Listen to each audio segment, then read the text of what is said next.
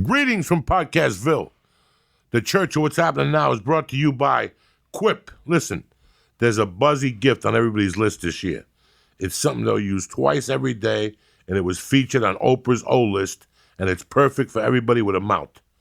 This gift is a Quip, an electric toothbrush designed to make brushing better. Let me tell you something.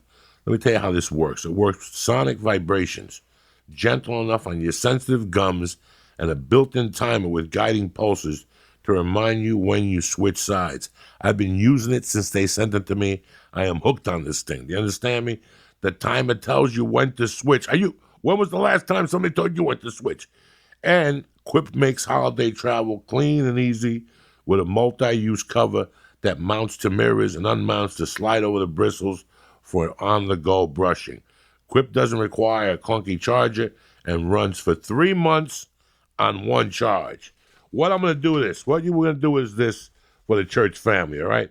The reason why I love Quip is, well, I told you, it's easy to use. It works perfect on your teeth. It cleans your mouth. It has the timer, the whole thing, and that's why I love Quip. And that's why they have over 5,000 verified 5-star review. Now, Quip looks like a big-ticket tech gift with a stocking stuffer price, starting at just $25. And if you go to getquip.com/Joey right now, you get your first refill pack for free. Free with the Quip electric toothbrush. But you don't have to tell your giftie that. That's your first refill pack for free at getquip.com/Joey. The podcast is also brought to you by Tushy. Listen, it's the holidays. You might get an unexpected visitor, and you want your asshole to be fucking clean and fresh. HelloTushy.com makes that easier for you. With portable bidets starting at $69, you can't go wrong. There's no reason to walk around with a dirty asshole no more. Go to HelloTushy.com right now and slash in muffler and get 15% off, 10% off. I don't know which one it is. It's one of those fucking percentages. Take a chance Columbus did and get 15% off for the holidays. A nice, you know what it's going to feel like? You know what? You're going to start the year off 2019 with a clean asshole. That's the first time you've had a clean asshole since you were born, you filthy motherfucker. Go to HelloTushy.com right now and get 10% off a portable bidet. Kick that motherfucking mule, Lee. I've said it on this show. First of all, it's Russell Peters. It's an honor to have you on the show. Thank you very much for taking the time. Thank you, Joey, because I've been wanting to be on this damn show for years. I just want to hook up with you. When I first bought House of the Holy, at the age of 12 or 13, when I first tried marijuana and dabbled with it, I would put House of the Holy on, and I would listen to because it's that one, another one, then it's No Quarter, then it's The Ocean. Yeah. I would skip over No Quarter. Too trippy? It was too much for Uncle Joey at the age of 13. It was the devil music. I didn't start listening to No Quarter until I was like 18. Yeah, that's when I started really feeling it. It was too trippy for me. And Master Reality by Black Sabbath. Yeah. Brought it home. A little too much for me. Number of the Beast scared me when I was a kid. That scared the shit out of me. I was raised Catholic, and I was like, ugh. I used to get goosebumps from Vincent Price's voice. Let me ask you a question, because it's interesting you said you're raised Catholic. So, I know you a couple years. I don't know nothing about you, you know. I know your name is Russell Peters. I look at you, I know you're not Mexican. I know you're fucking something. Indian. I don't know what it is. So, boom, you think you're Indian. And then today, I just said, you know what? I don't want to be the asshole around the guy and shake him down. Let me just look him up. And all of a sudden, I find that you're from Toronto. You know, I didn't know. I thought you were from some fucking country. I had no fucking idea. And somebody in your family is white. Somewhere. Right. Somewhere. Anglo-Indian. And you're something else. What country are you from? From India. Both my parents. This is the funny thing. Like, I thought Peters was short for Patel. No. I thought that you said, fuck it, I'm going to change it to a Hollywood name. No. You said you went to a Peters. But no, that's not the case with you. But later on, you did do a movie, Meet the Patels. No. Something. You got a credit for it. Some TV show. I think some movie. They probably put my name on it. I don't know if I'm in it, though. Yeah, no, it's crazy. But so this. Oh, you know what? Yeah, I think I am in that one. So this whole time, I'm thinking your name is Rosselli. Masaluni, fucking whatever that name is. Patel. And today I find out this whole different thing that I had illusions about you. You know, Russell Dominic Peters. Jesus Christ. And you were raised Catholic. Raised Catholic. You still go to church? No, I'm an atheist now. Now you're an atheist. Yeah. You don't. Now, when I say raised Catholic, church? You know, for all the important ones, communion, confirmation, confession. And then you read the book and you go, okay, that's enough. How old were you when you said, that's it, I'm done? I think when I was a kid and I was be in church and I would look at everything in the church and I'm like, this doesn't make any sense. It's really morbid for a kid to look at this. See, I thought a couple years ago I went to church and I saw a young couple with a child. And the child was unsettled. And I said, you know what? This is bullshit. Because that was me. Mm-hmm. Why are you here? My mom used to force feed me on church. Oh, yeah. Why was I here? My mom was a whatever fanatic. Like if you were dead, she would do something for you.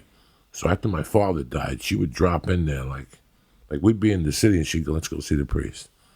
And we'd drop in and she'd give the priest like a 50 and a bottle of scotch.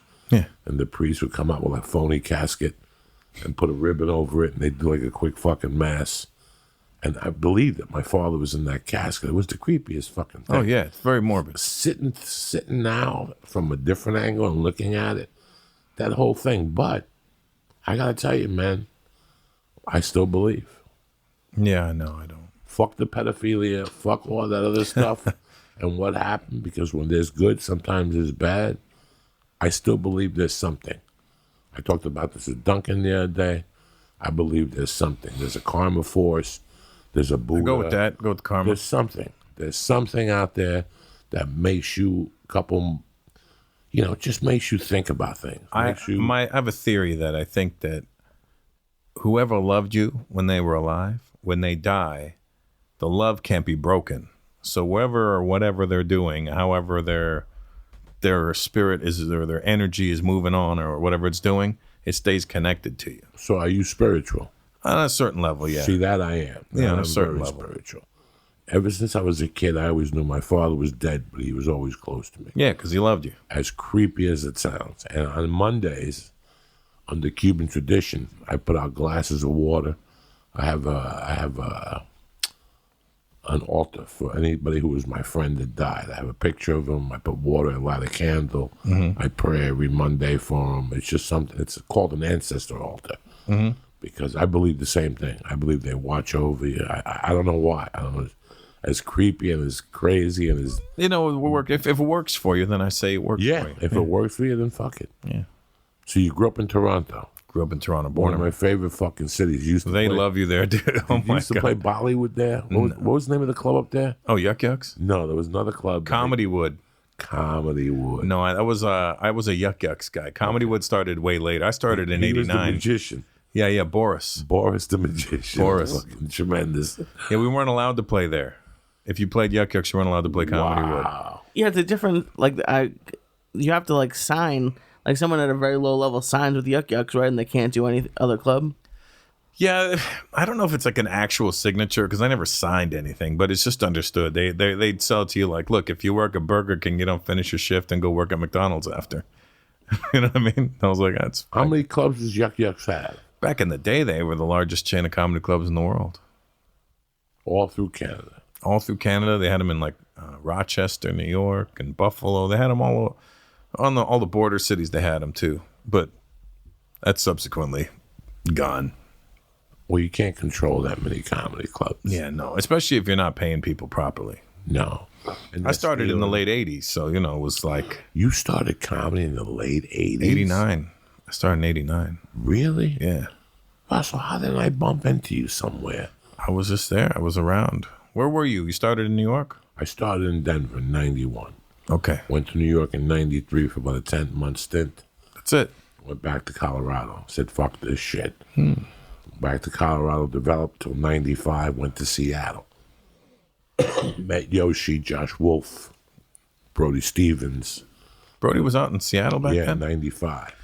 And then there was, what's his name? The black comic there was Ty Barnett. He came later. There was later. Daryl. Lennox. Yeah. Daryl Lennox was there. Because he would always be up in Canada, Daryl Lennox. Yes, Daryl Lennox was a Canadian dude. He was guy. He was American, but he would always end up in Canada. Yes. He's the only American I know who got deported from Canada for staying in Canada too long. I'm like, are you in this business? You're in the wrong country if you're hanging out in the wrong country, bro. It's crazy how I used to get into Canada even in the early days. Like, I've only been to Canada 3 times, all of them for comedy. All of them I got snuck in illegally. Really? Before 9/11. Haven't been back since? No. Not even Montreal? Oh, no. No, they never wanted me in Montreal at all. Oh, they're going to want you one soon. time. No, now they want me, but I can't go. There's no way. What do you got? There's no way. I got everything. I got herpes. I got VD. I got gonorrhea. I got everything. I got a fucked up toe. You ever got on a train in New York? There's always that homeless guy that's got everything. Oh, yeah. I got herpes. I got hepatitis C. I'm deaf in one ear. I got shot in the leg. You can just give me a quarter. And he smells like piss. Oh, he smells terrible. No. In the old days, I used to have a friend in Miami that was a fucking door guy. He had a Puerto Rican girlfriend. I got along with him and her. And one day we were talking about Canada. And she just told me right out, if you want to go to Canada, I'll get you into Canada. So I got a call from Roger Paul. Mm-hmm. And he goes, that club wants you to go up there for 2 weeks. Roger Paul? I remember Roger Paul. Holy that shit. club wants you to go up there for 2 weeks at the Comedy Wood. Uh-huh. It paid shit. Oh, You lived yeah. on top of a bar 1 week, and you stayed in his brother's basement the other. And his brother drove hookers at night. He'd wake you up in the middle of the night. I got a hooker who just got shot. She wants to know if you want a half price on a blowjob. You know what I'm saying? She's got an extra hole. Yeah, fucking crazy shit. But you know what? Toronto was a beautiful fucking city. It's weird how they were way advanced in 97, 98. They already had delivery service for weed. But I remember when the Chronic tour came through Toronto in like 2000 or 99. And I used to sell weed back then. And I went and hooked up Warren G with some weed that night. You were DJing? No, I was still I was doing comedy, I was DJing, but I used to sell a little weed to make some money on the side. So he wanted weed, and I was like, I got you. I took him to the weed spot. Yeah, Canada at that time had a girl that came up to me at the comedy club the first night. And she gave me a number, and she goes, "If you got weed, I think it's $35." I could be wrong, but I went and did that the weed room The little one, right? in Toronto, and I'm blanking on the name, but the woman who owns it, Puff Mama, told me that was her.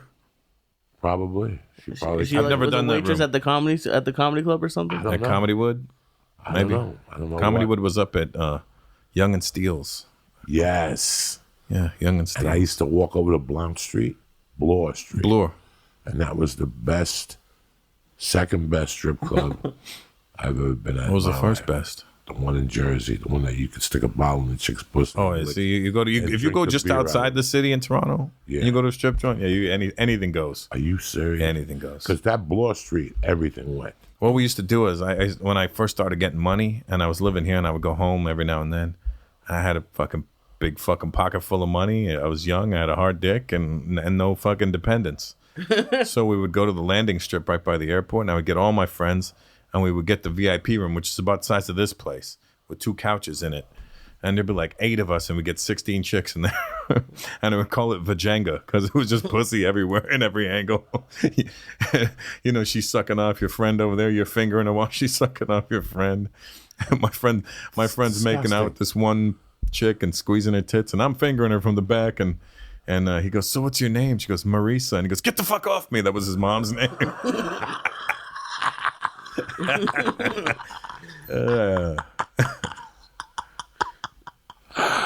Oh my God.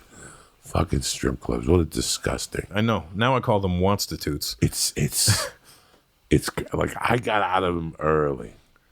My boxing coach took me to a strip club for the first time in like 87, the night of the Hagler-Hearns fight. Hagler-Leonard fight. Jesus 86? Christ. Was that 86 or 87? 87, something like that. Yeah, my boxing coach took me, and I looked like a child. In Toronto. Yeah, just outside of Toronto. How old were you? I was 16. No ID, no nothing. ID, You just nothing. walked in, yeah. Walked in, I sat down, and we were going to watch the Hagler-Leonard fight. and he paid the $10 cover to get us in because it was on closed circuit TV back then, and I was just, I'd never seen naked women before in my life. I just sat there fucking like completely amazed, just spreading wide open. I was like, this is incredible. And then they never got the fight. So people start throwing bottles and rioting in the place, but I didn't even notice because I was just staring at this chick on stage.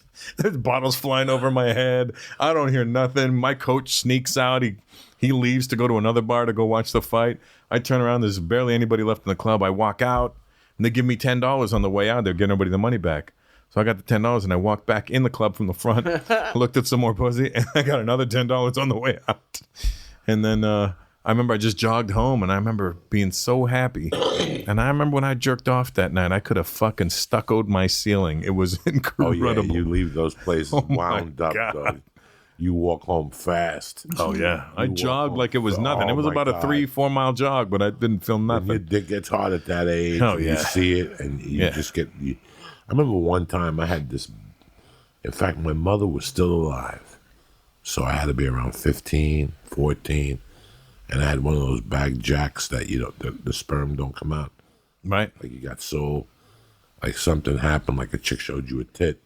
Blue balls? It's like, there's something because my ball swole up. Oh, I never had that. I didn't know who to ask.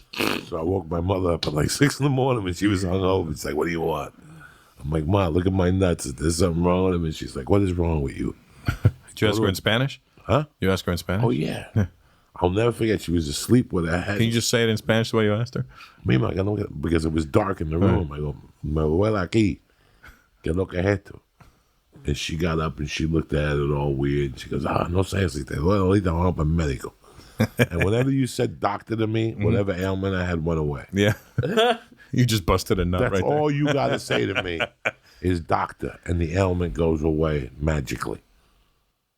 It's fucking crazy. I don't like going to the doctor. You're like my daughter with medicine. Even at this age, I don't like going to the doctor. My daughter will not take medicine. go. He's a great guy. I love him to death. When I bring an iPod, because if they're going to draw blood, I got to bring an iPod. I get mobile blood draws at my house. I did one today. They come to your house? Yeah, they come to my house and do it. Oh, Jesus Christ. And what do you lay on your bed? Nah, I just sit at the dining table, give them my arm, they take it. And what do they do with the blood? They take it, they ship it back to where they got to ship it to, and... Oh, you do like a physical at the house? Yeah, well, I do these like every 3 months of mobile blood. They come and take blood. Check Why do you do that? Just to make sure I'm all right. So you do the checks. You don't do it for the other reason. Nah, I just do it for the checks. I do it for the fucking changing of the oil. Yeah, well, you got to change the oil and make new blood. That's where the party starts. Oh, yeah? You go sit in a Novator bed. You get the fucking pint taken out.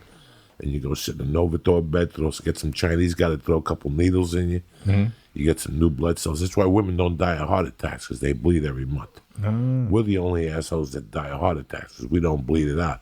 But if we change that blood every 6 or 7 months, you'd be tip-top Magoo. That's why Keith Richards is still alive. Yeah. All those blood transfusions. A lot of needles in it.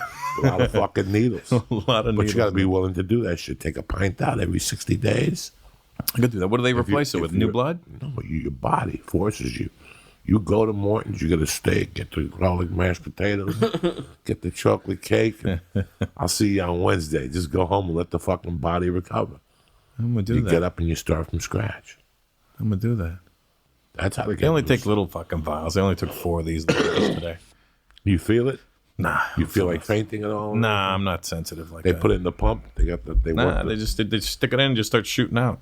Oh, Jesus Christ. They find the vein, they go. After Portland, I got to start going down there. Like December is my kill your insurance money month. That's when the doctors are packed in December because everybody's trying to use their insurance money. Right. So tomorrow I'll make an appointment for fucking Bob Hope Dope and go down there and get my blood taken. He wants to give me a tetanus shot. That's killing me.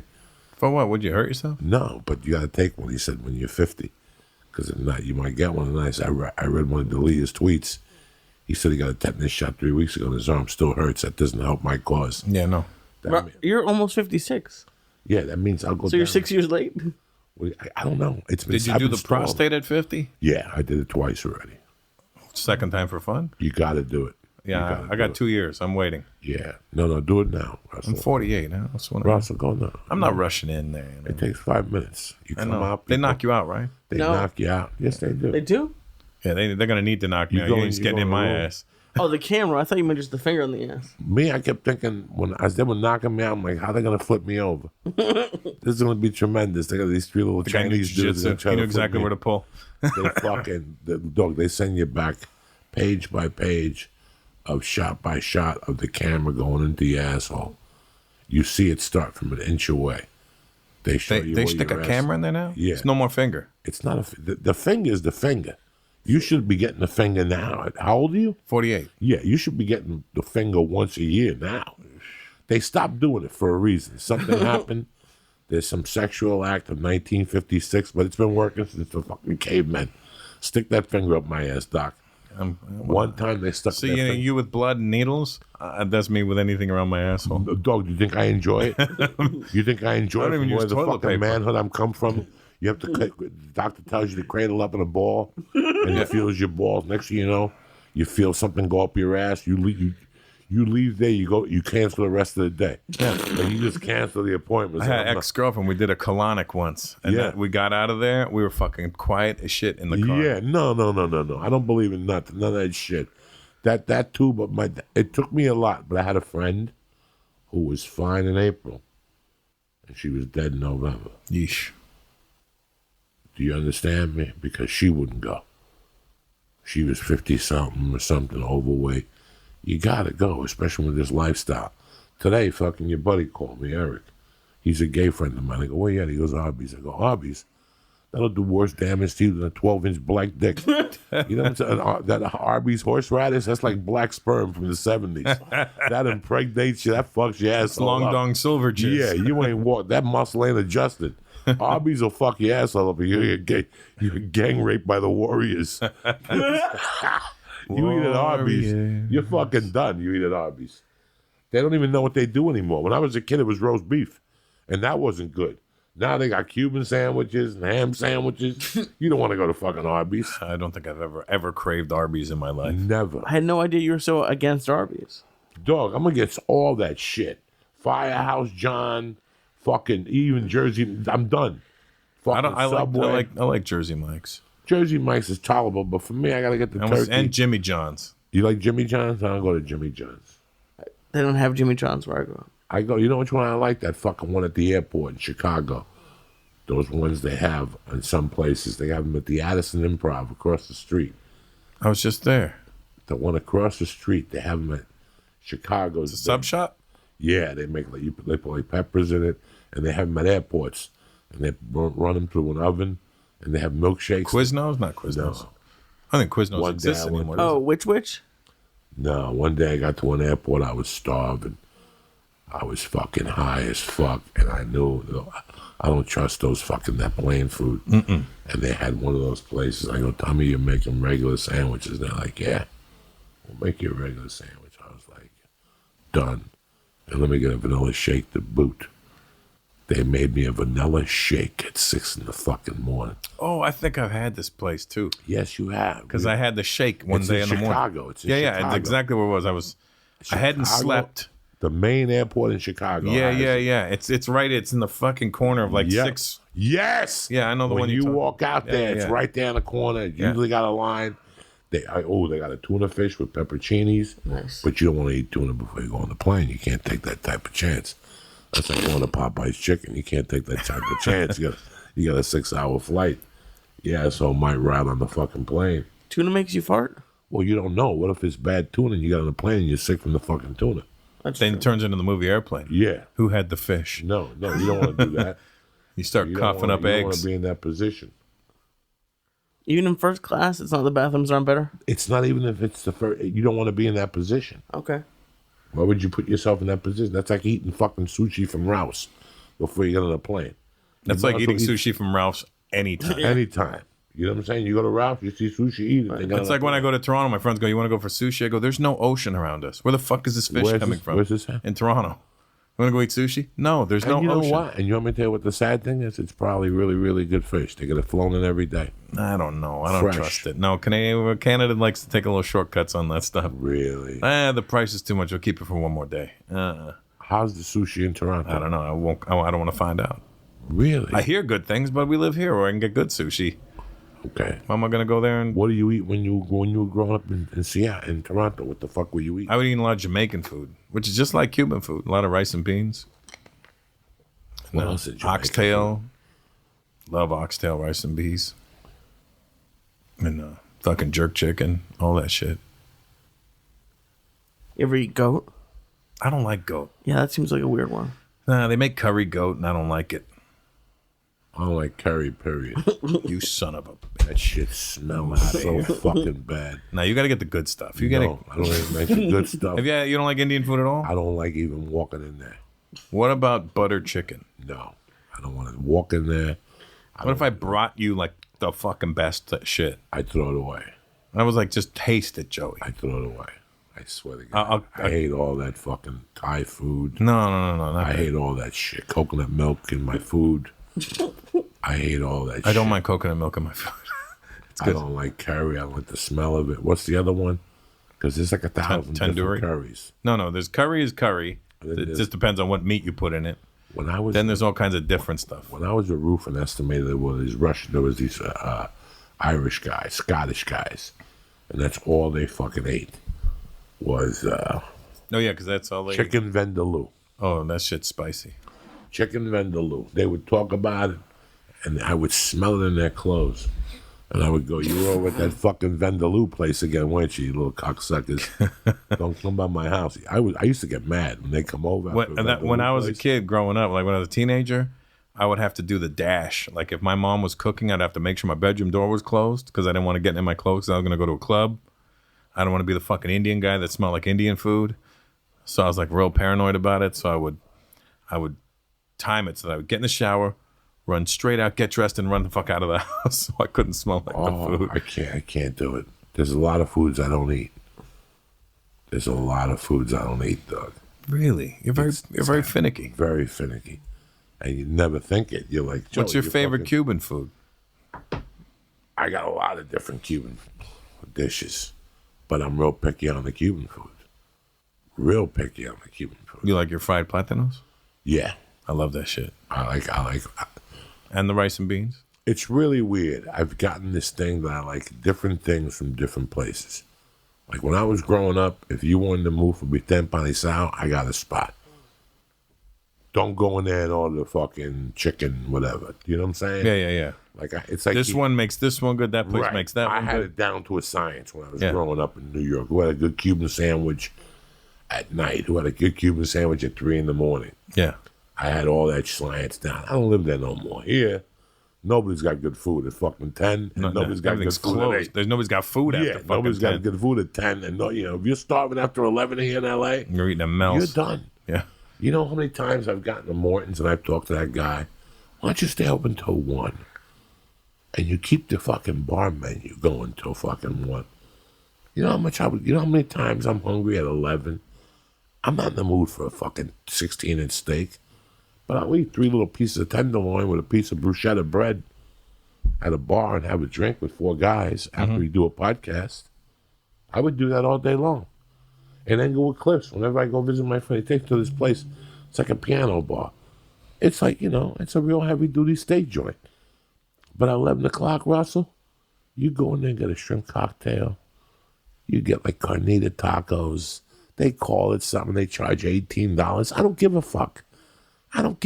I just want to be able to eat and watch TV. And I get really hungry at night. And that's why I like to talk shit and eat. you ever do that? Like talk shit and eat? But now you can't do it. Like You go to Casa Vega at all? Casa Vega's down the block from on Sunset there. No, on Ventura. Every once in a while. It's too dark in there. That's my beef with Casa My Vega. beef in there is that you don't know. I think I'm gonna fucking. Looks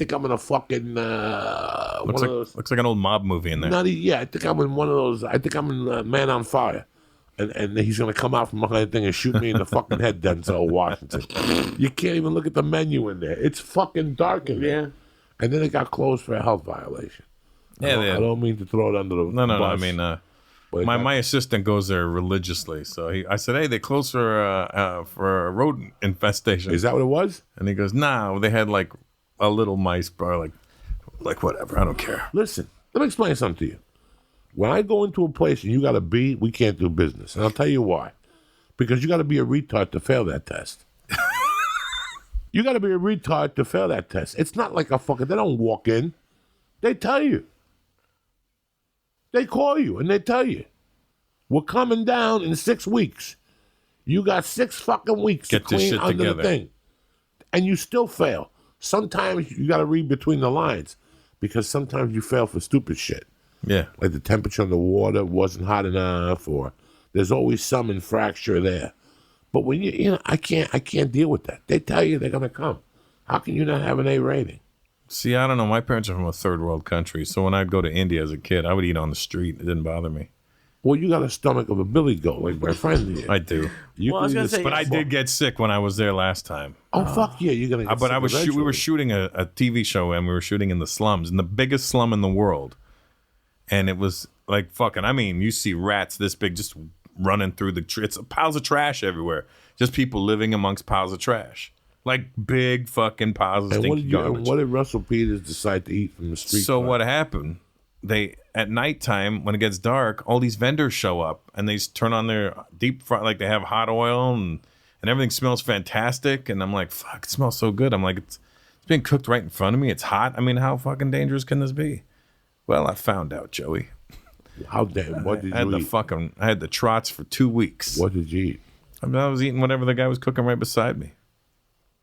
Oh, It tasted good going in. when I was a It helped me lose weight going out.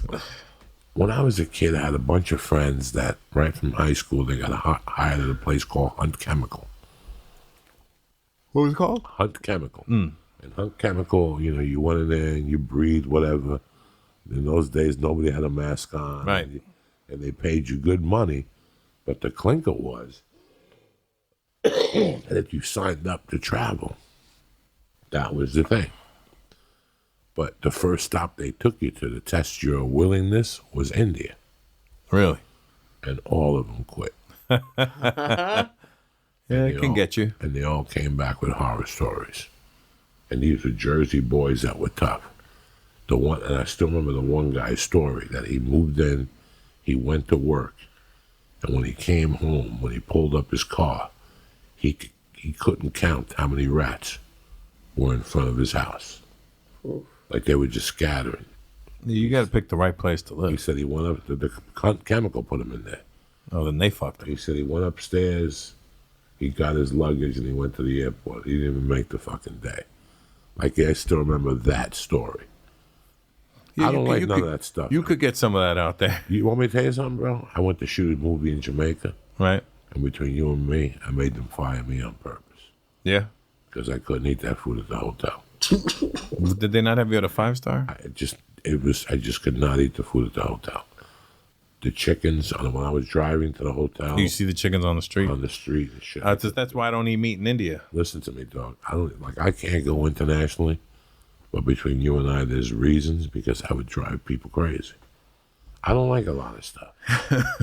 I watched that one fag on TV, the one gay guy that goes and eats fucking ball sperm and all that, dude. And they, Ball they sperm. they catch a fish out of the ocean. He eats the eyeball. That's great. Andrew Zimmer. That guy, you better pay him every dollar he fucking deserves. The bald guy, right? Because I wouldn't eat half the shit he eats. Yeah, no, I'm not. But I'm then not. I'm not playing the fucking guessing game out He there. fucking eats everything. I cannot. When I was a kid, what's that bird? Guinea chicken? Yeah, guinea fowl. Guinea fowl. They use them for Santeria things. Yeah, right. Santeria rituals, and then afterward you cook it and eat it. I wouldn't even touch that type of chicken, like that brown skin chicken. I don't like quail either. My mother would go nuts. I don't like quail. I don't like pigeon. No, I'm not. Eating I don't like pigeon. I don't like fucking turduncan. I don't eat duck. I don't like nothing. I like chicken, beef, lobster, pork. shrimp. Fuck with some pork. I'll fuck with some pork, but I gotta look at the cook. I gotta make sure I'm looking at the cook because some cooks are deceiving. In Addison, Texas, one time I worked hyenas, and the There used to be 2 hyenas. This was the dirty hyenas. Not Fort Worth, but the other one. And there was a guy outside bigger than Ralphie May, 600 pounds, that sold pork chops for $1 on Wonder Bread. His hands were filthy. Let me tell you something. I ate like 6 pork chops. And I went home and should have got 3 more. That good. They were that good, with the bone in them. And you put them on a piece of bread and you put Frank's hot sauce on it. You have no idea. That grill hadn't been cleaned in years. That's what I say. The dirtier the joint, the better the food. Yeah, the dirtier the joint, the better the fucking food sometimes. It's more marinated. Yeah. Well, that's what I was going to say about B. I don't go in for like a chain. The only thing I'll do is some Asian food, like Chinese food. Like that's what I learned when I moved out here. That some Chinese food is okay. Where'd you move from? Boston. Listen, if there's a bad restaurant, this guy will pay. No, You understand me? he says every dumpling If is there's cat. if there's a bad restaurant, he will pick it. Just on purpose. Just on purpose. What kind of bad restaurants do you like? He told me that when I go to Koreatown and get dumplings, that all of it's cat. Yeah, I don't fuck with that shit. Come on. Thank you. Thank you. But there's Koreans in there. I don't give a fuck Well, what they are. I don't give a fuck Their what stomachs they are are. used to it. Listen, like I told you last night when we were doing it with whatever his fucking name was. When I go to Chan's Dragon Inn, I know there's mice. I know I'm eating somebody's cat. I know I might be eating somebody's dog, but I go in there with the understanding. You go in there thinking like that, oh, Anthony Bourdain ain't there. That don't mean nothing. Somebody's cat is fucking missing in fucking Silver Lake, and you're eating the fucking thing. You don't even, if you take the shell off that dumpling, you will not know what's in that meat. It's mystery meat. It is gray. It's like eating a hot dog. It's gray meat. It's like eating a wonton. You're taking your chances. Where you eat them from, that's the story. You know, Maybe I just trust people too much, but I can't think someone's gonna put cat. there was everything in there. There's a thing called filler, Lee. Filler. You ever think about filler? Whether you fucking do coke or fucking whatever, there's filler. They gotta dope the fucking dish up. Talk to him, will you please, Russell Peters? I'm only one man. Where do you go for Indian food then? Where should I go? Because I like Indian food. Indian food. I haven't found the right place out here. There used to be a place right down the road in Studio City called the Great India Cafe. And then they changed the name. I don't know if the food's still the same, but they changed the name. It's right next door to a porn shop on Ventura, before Lemonade in Studio City, before you get to Jerry's. Okay. Same side. Across the street. What do you get? You get the chicken tikka masala. Okay. First, you get a chicken biryani, and like then you that. order a side of chicken tikka masala. Then when your biryani comes, you take the chicken tikka masala gravy and you pour it all over your biryani. You like biryani? It's just fried rice, basically. It's just rice with chicken baked into it. It's pretty damn good. When you put that fucking gravy on it, you're taking it to another level. Okay. I love it. I think Joey might like that. No. Just the fucking look on his face was the best. You have no fucking idea. You have no idea. I remember one day a guy wanted to meet with me, like a fucking script dude. And they called me. They kept telling me they were going to meet at one place. And at the last minute, I got a text. That's when I had a text, a pager. And I pulled over. And they told me that they were meeting at that place around the corner from... Toy. No. Oh. Toy, I'll go into. What's Believe Toy? it or not. Toy, I'll go in there and get the pad thai shrimp. I don't really know like the Toy. pad thai shrimp. It's on Sunset. It's open till 4. But you got to take your shoes off. Right there, I don't like that either. Right there, you got to take those Take your filthy shoes off?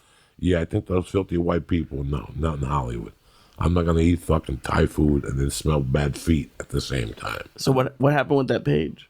What page? You got the page from them saying they changed the restaurant? They changed the restaurant to a fucking curry restaurant. And I told them I wasn't going. They could not understand that I would not step foot in there. I can't smell that stuff. It drives me crazy. Ethiopian food, all that shit. Yeah, I went for Ethiopian food recently. I didn't. No. Even the Jamaican stuff, cuz. I love Jamaican food. I don't know. No, the jerk chicken, that shit'll make my asshole bleed. No, I No, love I that don't like shit. none of that shit. Love that shit. Oxtail's my favorite. I like oxtail how my mom made it. When my mom died, my She make it a oxtail died. stew, like a brown stew. No, she made it like she chopped it. Yeah, it was like in a stew. And it's really tender. You got like she made it real tender, and you had Frank's hot sauce. And no matter how old I was, She'd let me drink a little bit of Lone Brow with it. And she'd make white rice with red beans with the fucking oxtail. And I'd pour the hot, Frank's hot, and suck the little tails off. Yeah, the yes. meat was fucking brilliant. Yeah. I could taste it in my mouth right My now. girlfriend just made it for me recently, and she made it incredibly. She Jamaican? Nope. Honduran. Oh, yeah, those third world motherfuckers. She made it. She never made it before in her life. I just told her that's what I like, and she figured out the recipe and made it.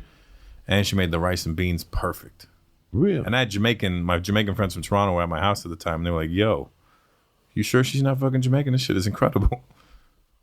That's good to get on the first try. Oh, my That's God. tough. And she bought the big oxtails, like eating fucking big chunks of meat. She didn't buy the little bullshit ones. You know, you get the little bullshit oxtails. She bought the big fuckers. Russell Peters, you don't fuck around, do you? No. There's no fucking around here, Joey. I read your inspirational quotes every fucking morning.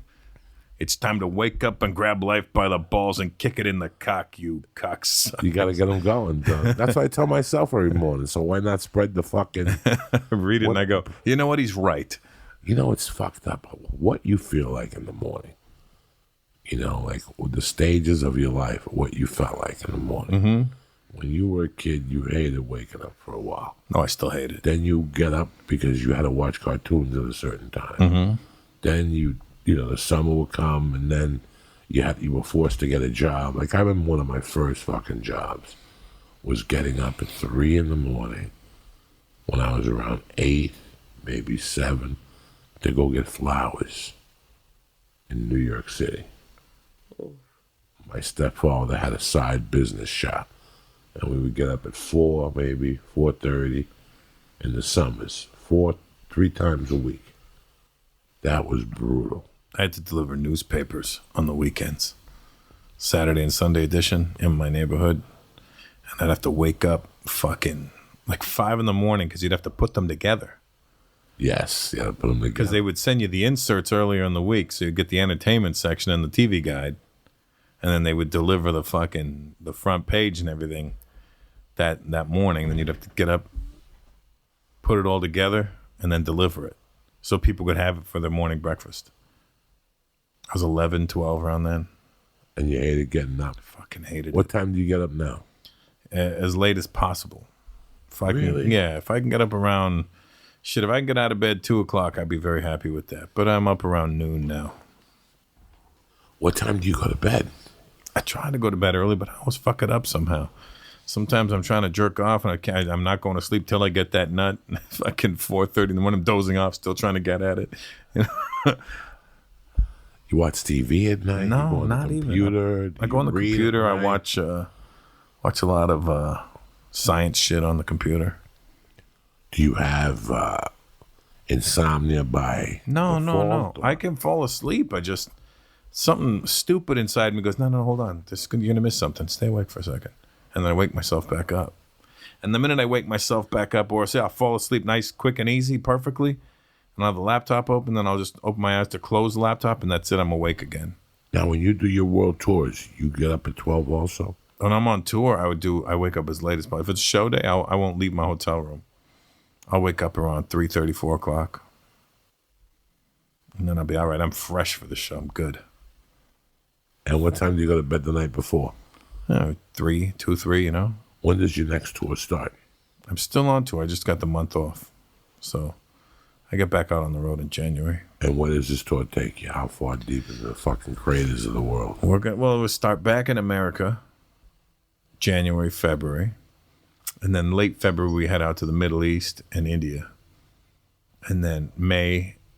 So late February, March, April, I'll be in Middle East and India. And then in May, I'll do Africa. In June and July, I'll do some more American dates. And I think we pack it in. That's it. Taping my new special in March. Where at? In Mumbai, India.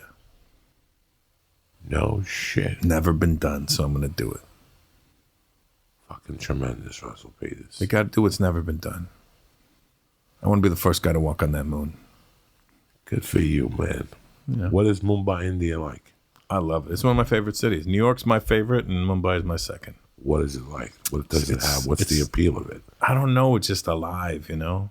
It stinks sometimes. Like what?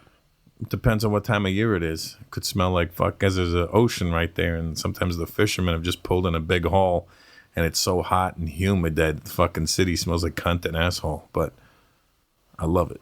Drugs. Nah, not really. It's not. It's Party town, alcohol, strip clubs. What's the everything is there if you want it. Food is incredible there.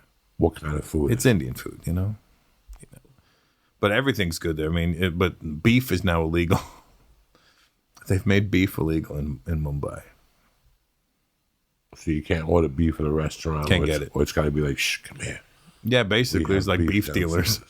What do you want? You want cow? I got it. You want 1 ounce? And what's the population of Mumbai, India? Mumbai's population is about... Can you figure this one out? And how big comparison? Well, India's population is 1.3 billion. Right, that's what I'm saying. And Mumbai is one of the biggest cities, if not the biggest And city. you've done comedy there before. Yeah. And it's just been tremendous. It's been always amazing for me. I always manage to get in trouble when I'm there. Like for my mouth, I say something, you know, they ask me about something and I just tell them as I see it or hear it. And they're not used to people who are like in the spotlight being honest and real. So it kind of throws them off guard. Do you speak Indian? No. I understand most of it. I would say I understand about 60%. I think I understand more Spanish. How big is comedy in India now? It's now very Huge. big. Yeah, Huge. it's very big. When I first started going over there, it didn't exist. I was the one. And then YouTube. They're saying it's 22 million. That's it. That's what it's saying, yeah. But that's in one city. Yeah, just in Mumbai. Yeah. What's next to it? Another place. I don't know. Somewhere else. And this Mumbai theater or No, it's I end up having to do. Yeah, there's an indoor arena I did, an indoor stadium, and then I did an outdoor one once.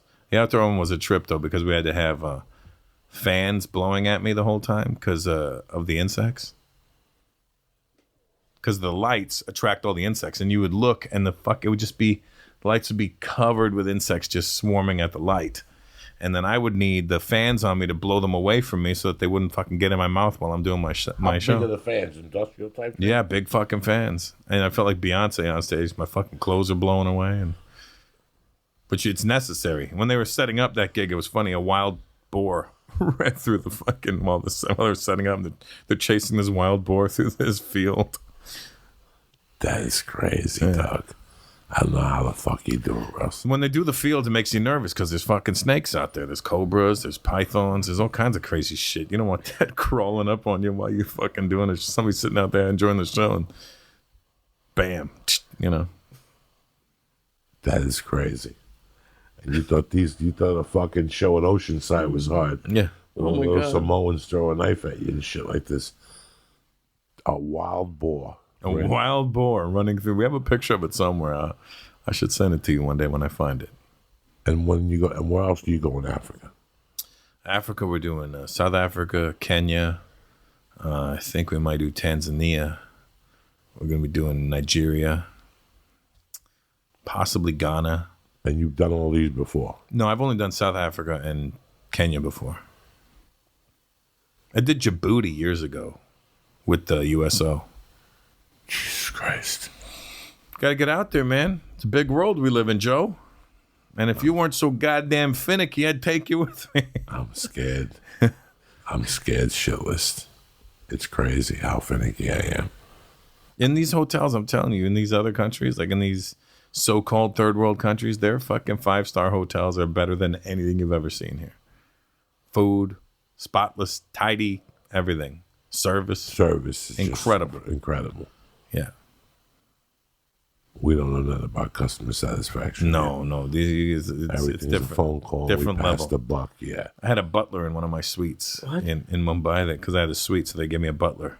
And I wouldn't see him. I would be like looking. I go, where the fuck did he go? And I would just be like my crew, and I would be sitting there go, you want to go eat lunch? And they were like, yeah, let's go eat lunch. And then before I could even say his name, he'd just pop out of nowhere like, shall I make a reservation? And you're like, yeah, where the fuck were you? It was pretty wild. Like in Mr. Deeds. Remember Mr. Deeds? Yes. The guy would just show up out of nowhere. Wasn't it John Turturro? Yeah, it was John Turturro. Yeah. That's fucking crazy. You do all those great cities. How long is the flight? Probably about 20 hours. You break it up. You go. I usually go LA to Dubai to wherever I need to go to because I fly with Emirates. You fly Emirates first class, it's going to change your life. No shit. They have a shower in first class. In first class. The bathroom's about the fucking size of this room in first class. For yourself. For yourself. You go in the bathroom, I get buck ass naked, the floor's heated.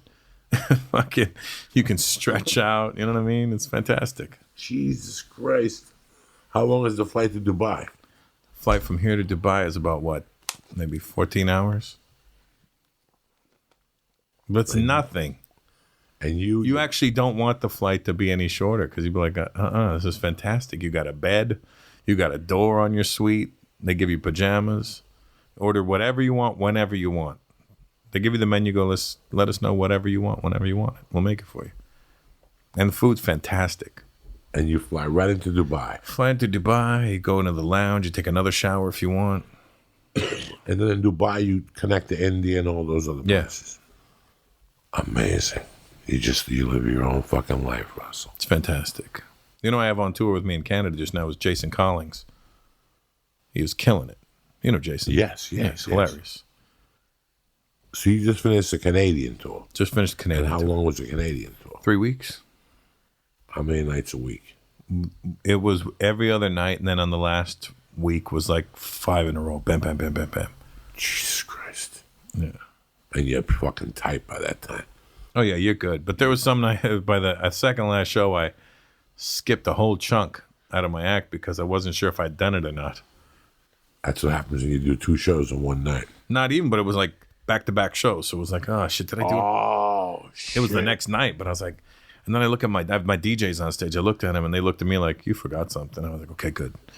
All right. And then I just put it at the end. And you're on stage with a DJ also? Yeah, I got my 2 DJs on stage. 2 DJs? Yeah, one plays instrumentals, the other one plays acapellas, and they mix together live. They don't practice. They just do it.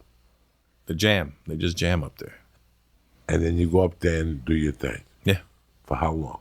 Hour and a half. I do hour 20. Jesus. Jason goes up to 20. I do an hour 20, hour and a half sometimes.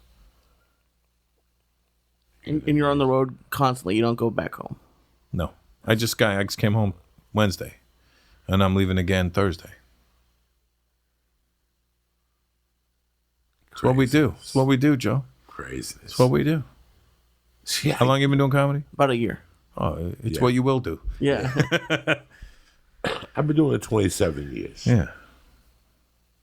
At fucking 7 years ago, I was just going to quit.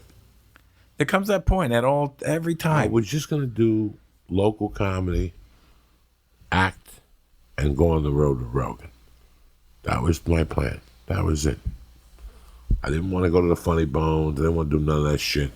I didn't want to do all of Rogan's dates, but I didn't mind doing a couple of them. Some of them were fun. My first introduction to you was Longest Yard. Really? Yeah. And I was like, wow. I thought it was Vincent Pastore. Yeah, everybody did. Yeah, I was like, hey, fucking big pussies in this. And then I say, Joey Diaz. Wait a minute. That's Joey Diaz? Because I'd heard your name. I hear Coco Diaz. And I was picturing a little guy. You hear Coco, you think of a little guy. No.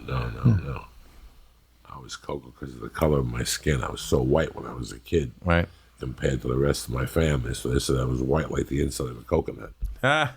So the name stuck, and the rest is fucking history. My ex-girlfriend's father was Cuban. She's Cuban and Salvadorian, but she always only identified with the Cuban side. And his name growing up was, the fuck was his name? Because he had blue eyes and blonde hair. Yeah, they call you Rubio. They call him Rubio. El Rubio. Where were they from? Miami? No, from here, from the Valley. From the Valley. Yeah. You're a fucking animal of a guy, dog. And all this started how? When did the sensation start? Started in 2004. I did a special in 2003 that aired in 2004. So from February 2004. How long were you doing comedy at that point? 15 years. 15 years. Yeah. So I do this show at DePaul University in February of 2004. 11 people come. They pay me $700, And I'm thinking, fuck, it's a lot of money. I feel bad, you know, but I did the show. I did a good show. They enjoyed it.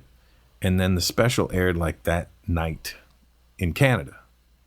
And somebody recorded it and started file sharing it. Like on BearShare or LimeWire, you know, and that kind of shit. And all the file sharing rooms. And started getting cut up into bits of like, here's him doing Jamaicans, here's him doing Indians, here's him doing Chinese, here's him doing this. And then it would just get chopped up and sent to the people who I'd be talking about. So then you cut to November of 2004. I go back to Chicago and I sell out 3 nights at some theater and I made like 40 grand. And I'm like, what the fuck just happened? I was just here like 9 months ago and I couldn't I couldn't give a ticket away. And I knew something was happening. And then in June of 2005, YouTube starts and then my shit ends up on YouTube and it was over from there. And I still, to this day, don't know who did it. I don't know who put it on there. That is fucking crazy. Ain't that trippy? And I tell you, here's the part that you can appreciate. My dad died March 2004. And right after my dad died is when all the file sharing started. You know what I mean? And so it's like like I said, the people that love you, I think they could pull a string or two on the other side. You know what I mean? Like, just, you know, they see you coming and they just go, no, go this way, go this way. You know? They don't do much. They just kind of just push you a little bit so you end up going in the right direction. But from YouTube to selling out the H2O in Toronto. The whatever the fuck it is. It was the Air Canada Center, then the Scotiabank Arena now. Right. Like, how does that fucking happen? I sold out 7 times now. I'll show you the picture. You'll like this. You don't follow me on Instagram, Joe? I don't know nothing about nothing. You know me, dog. Look at this. This was 2 weeks ago.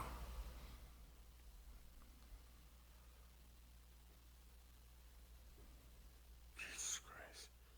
And that's how many people in there? 20? 15,000. 15. So this last time you did it, how many shows did you do in there? Just one. The first 2 times I did the Air Canada Center, I did it 2 nights in a row. Twice. And then I scaled back then to one, and then another one now. So I'm just doing once every time. Now, when you're at the comedy store today in the main room, and there's 450 people in there, and you've just done 15,000, that's Saturday night. What are you feeling in your head? What are you feeling? This time I was very relaxed. All the other times I was nervous. I was in my head, you know, I don't want to this, that. I was very relaxed this time. I was always questioning my material before. Is this going to be good enough? Is that going to be good enough? And now I'm like very confident with it. It's like, I know I got a good product and I know you're going to like it. So fuck it. Let's just do this. Now, you're one of those guys that stays home for 6 months. No. I get on stage and just spit until I like it. And then once you have an hour, then you take it out. Yeah. Okay. I'll go do a club run when I'm trying to write.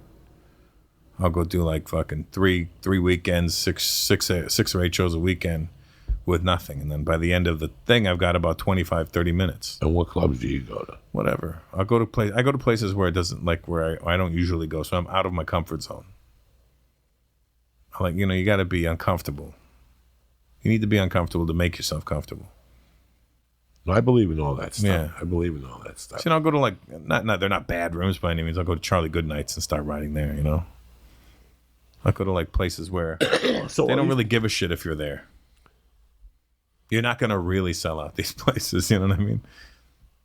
Really? You have a hard time selling? No, I mean, I sell them out, but like it's not guaranteed. That's crazy. Yeah. I don't want the easy. I don't like the easy road. It's not, you don't learn anything that way. What do you mean by the easy road? I mean, going where you know you're going to kill. What are you going to learn? It's like training with guys you know you can beat. What's the point? You're not getting better. You're just doing what you know. I mean, you gotta challenge yourself all the time. When I first got here, I was very lucky that the first month I became a regular at the store. But like everybody else, you have to do spots everywhere else. You know? Yeah. You have to go to the Improv, you have to go to the Laugh Factory, you have to go to the Mexican bar in Silver Lake. You got to go to the Mexican place and buy King Taco off the 5. Oh, yeah. But then you find where you specialize in. So you did the Comedy Works in Denver then back then, right? I started at the Comedy Works in Denver. Yeah. That's the downtown club. First time Love that club. First time I got on stage was at the Comedy Works in Denver. And then I pursued it, and then I got banned for life. From the Comedy Works? And that's what made me leave Colorado. Now they're not banned anymore? No, now I'm not banned. But it was funny because I bumped into her. And we spoke from the heart. Like, I hadn't spoken to her since the banning. She was the manager? Wendy was the owner at the time. And I didn't get banned. I got banned because of it wasn't Lee going to you and going, Joey grabbed my ass. Right. It was you going to me and going, hey, I saw Joe Rogan grabbing Lee's ass the other day. Then when they called the girl goes, I don't know if he grabbed my ass or not. You know, we were all drinking. The manager pushed it. And they said, you know what? Let's just ban him. That was the easy thing. It was the best thing that could have happened to me in retrospect. Oh, yeah. Where I was at that point, I was 2 weeks away from getting arrested. Yeah. In retrospect, if you really look at it. I was 6 months away for going to jail for 10 years. I was about to do something stupid. I didn't know what. It could have been anything. It could have been driving with cocaine in the car. It could have been me stabbing my ex-wife's boyfriend. It could have been a range of things. And she came to me and said, you're banned from here. And I had two options. I had the two other clubs, which, no disrespect, were total garbage at the time. Right. You're working with shit. And then there was another club in Colorado Springs that wasn't burning down the house either. So I said, at least let me go to a market where there's a good club. And for me, it was the Comedy Underground in Seattle at the time. That was a good. That spawned a lot of people. Club. A lot of people. Mitch was there, right? Mitch was there. A lot of people. Stan Hope was there. A lot of people were up there. That's a great place. And they used to book it out of San Francisco. So San Francisco had a great comedy pool. Oh, yeah. So you were featuring for great people when you were up there, you know. So, did you work with Jake Johansson back then? I have not worked with Jake. You know, I took Jake on tour with me on this tour as well. No, you did not. Sure did. I took him to Australia. I took him to Asia. I took him to one of the best writers Europe. in the game. He's amazing. One of the best comics in the game. Yeah. You know, what a lot of comedians don't understand, that at one time you're going to be very relevant. Yeah. And then there's going to come a time when you're not relevant anymore. Oh, yeah. And it's not because you're not funny. Yeah. It's just because the tides aren't with you anymore. Yeah. There's nothing you could do. You're always going to have your 50 to 100 per show diehard fans. Right. But that mania that was once yeah. one day is no longer going to be there. Most guys quit. Most guys have nervous breakdowns. I talked to Jake via phone one day. In fact, we spoke about him coming on the podcast. Oh, yeah, he wants to do it. He's training jiu-jitsu now, too. Is he really? Yeah, he's training with Hanato. I did. Renato Magno down Yeah, there? yeah. Is he really? Yeah. I was down there a couple of weeks ago. You know that. I got him into it. He was asking me about it, and I said, yeah, you should just do it. You're going to love it. Jake's a great comedy writer. Let me tell you something. I learned a lot. He's phenomenal. From watching that guy. You watch that guy, and it's like a knife cutting through butter. That's the way to describe his comedy. Yeah. It's like a hot knife cutting through. Does he still have the record for Letterman appearances? He probably does. He does. I used to tape him. You too. I used to tape him. I used to watch him. I was a fan. I was like, fuck, I would watch him live at the Comedy Works. I think I paid to watch him. Yeah. Rogan always says he paid to see Sam. I think I paid to see Jake Johansson when I was still an open micer. I paid to see Eddie Murphy in '86 and Chris Rock in 2000 and Carlin. I paid to see some people. Now you were tight with Carlin. No, you met him. I met him twice in my life. Where did you bump into him at? First time was in Toronto in 1992 when the Blue Jays had won the World Series.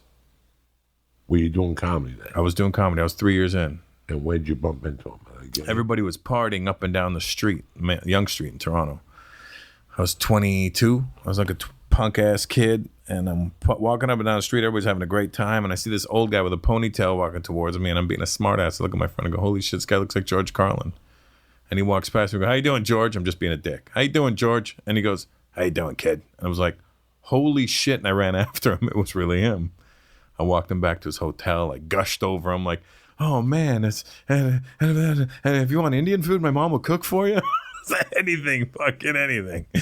And he gave me his autograph. He gave me some advice, and then he said, I said, hey, maybe one day we'll work together. He goes, hey, you never know, kid. This crazy fucking business. And then I worked with him 10 months before he died. Where at? Comedy Magic Club. I got to host. He was getting his new set together for HBO. Did you remind him? I told the whole story when I introduced him. I got all glassy-eyed and chin please. quivered. And It's horrible. It's Oh, my horrible God. when people like that do that type of shit. It's oh horrible. yeah, I was fucking so emotional. And I cried when he died. You have to. Yeah. You have to. When It's not a lot of people, but, some people get you. They do. They really do. Like, I remember being a kid going, I can't wait. I can never imagine a world without Charles Bronson. Like, when Charles Bronson died, I fucking cried. Like 2 minutes. Like, it was no big fucking deal. Like, I shed a tear. Like, when I watch Rocky and he wins at the end. Yeah. I shed a tear, just because you get emotional. I got sucked in today at the pool. Today I took the kid to the pool. While we were at the pool, I thought about something. And my wife looked at me. She caught me wiping my eyes. She goes, what is it now? You know what it is? We get older. We get more fucking sentimental. No, I've always been one of those dudes. Really? Yeah. I try to fight it. I hate it when it happens like, like a fight.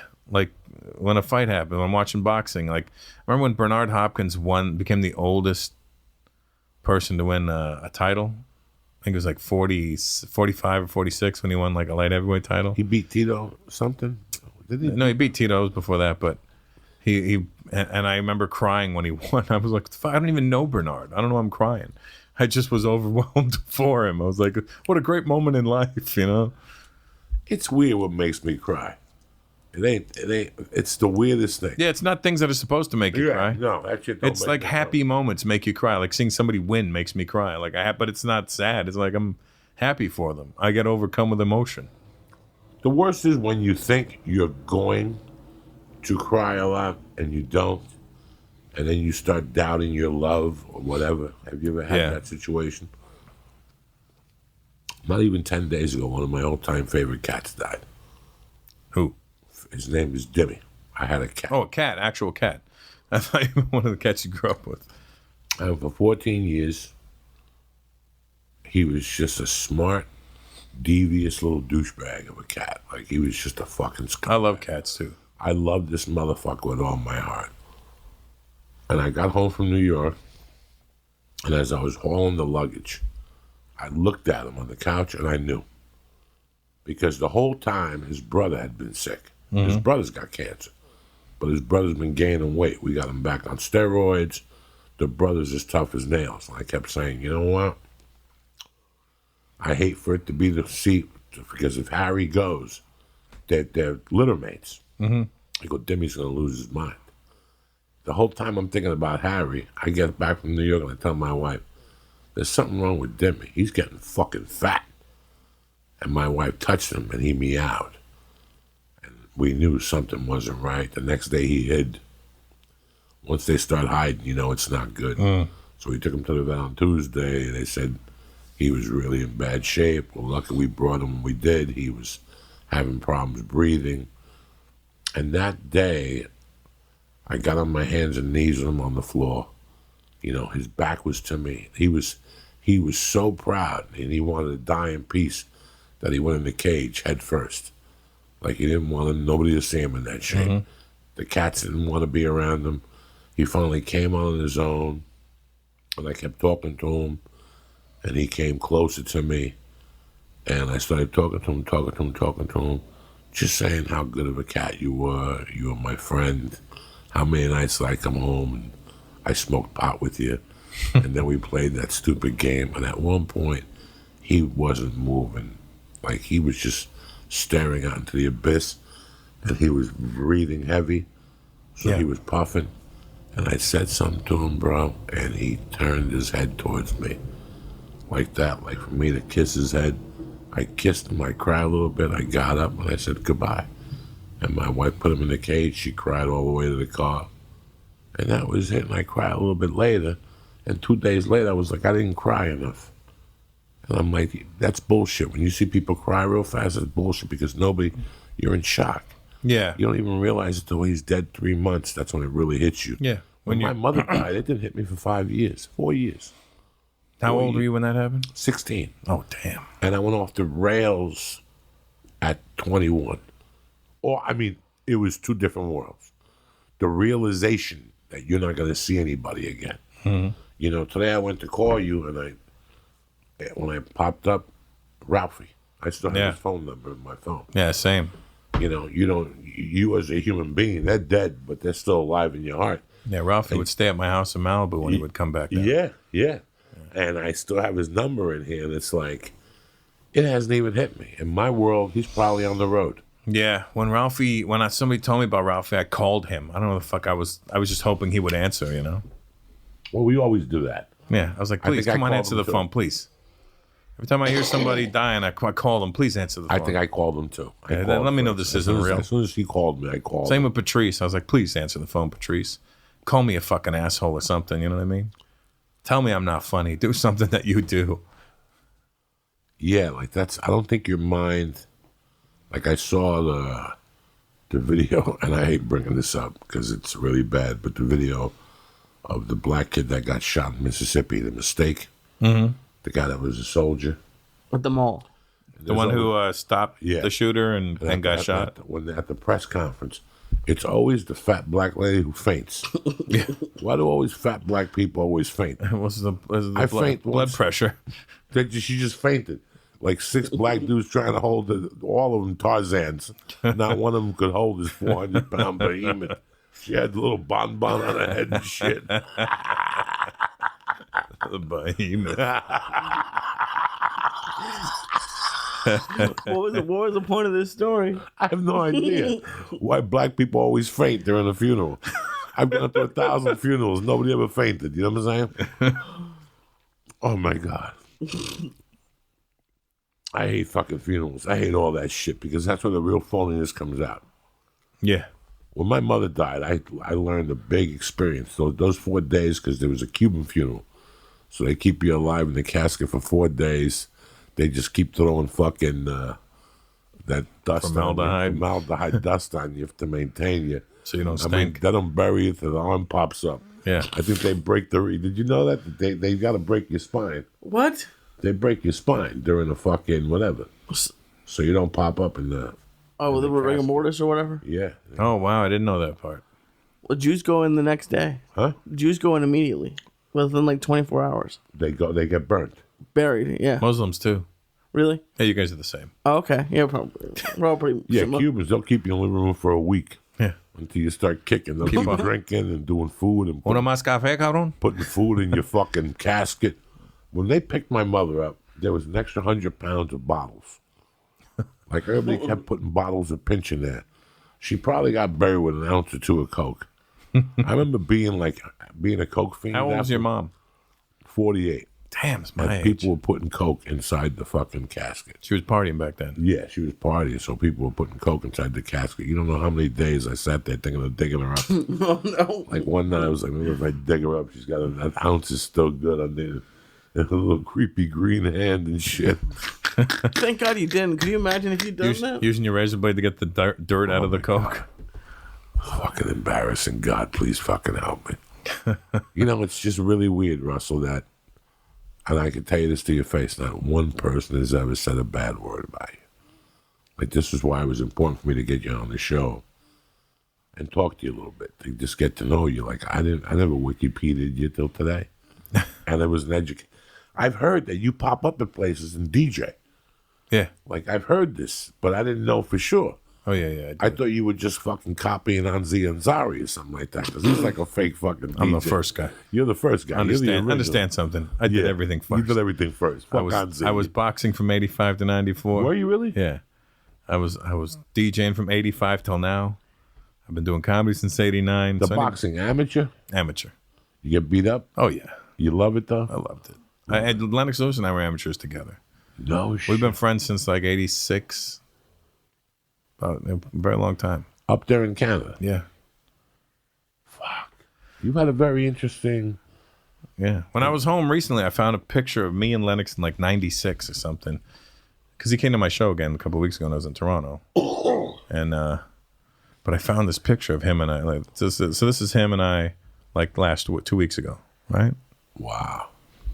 And then I found this picture of us from like '96, and his fucking. You guys see the size of this guy's fist? It's ridiculous. It's the reason why he was heavyweight champ. Literally made my. I don't have a small. I got a pretty big fist for a smaller guy. I don't know if I'm a smaller guy, but look at the size of his fucking fist compared to mine. I look like a child. That was a long fucking time ago. He was huge. Yeah.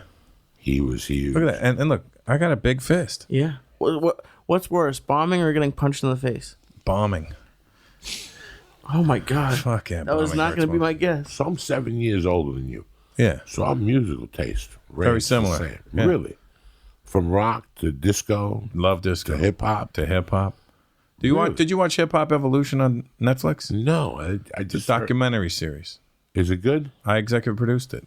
So We won a Peabody and an Emmy for it. how long has it been on? It's on season 2 right now, but it's 4 episodes each season.